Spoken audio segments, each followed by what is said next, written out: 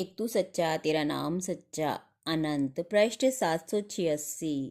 सतपुरुष बाबा फुलसंदे वाले कहते हैं, हे परमेश्वर, कभी कभी मेरा मन मुझे भटका देता है, मुझे तुझसे बहुत दूर ले जाता है और तेरे संसार की गति में मुझे इस प्रकार से घुमा देता है कि मैं तुझे भूल संसार में हो जाता हूँ।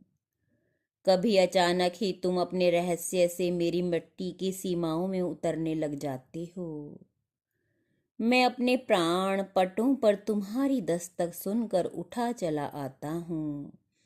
बेतहाशा हर्ष के आंसुओं से विहल भूले शिशु की भांति तुम्हारे चरणों में लिपट जाता हूँ।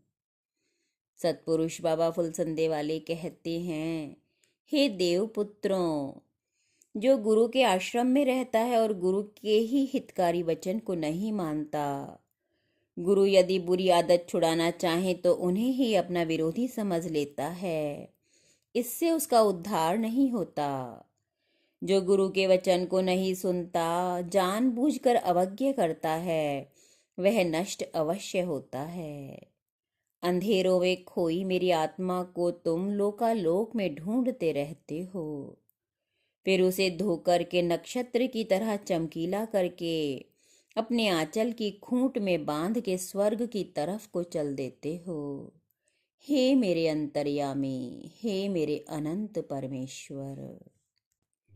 मावस की घोर अंधेरी रात्रि के अंधकार में काले पत्थर की शिला पर जैसे कोई काली चींटी बैठी हो, इसी प्रकार शरीर गुफा के अंधकार में शाश्वत ईश्वर गूढ़ आत्मा अति गुप्त रूप में स्थित रहता है।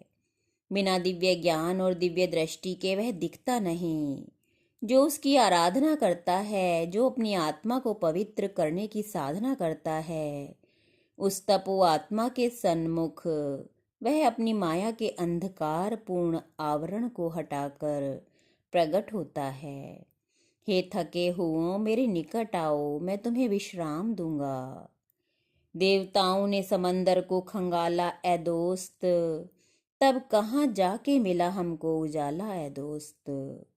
मैं पूरा भवसागर ही मथ कर लाया हूँ, तुम्हारे लिए मुक्ति का मंत्र लेके आया हूँ। निगाह मस्त साकी का सलाम आया तो क्या होगा, अगर फिर तर के तौबा का पयाम आया तो क्या होगा।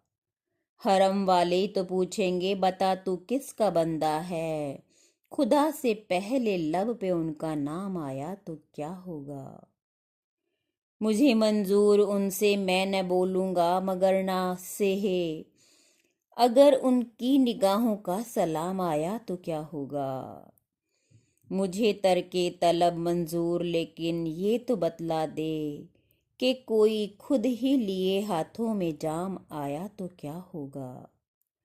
ये मुमकिन है कि मेरे पैर थक जावे चलते चलते, सितारों से उड़े ही दौरे कयाम आया तो क्या होगा।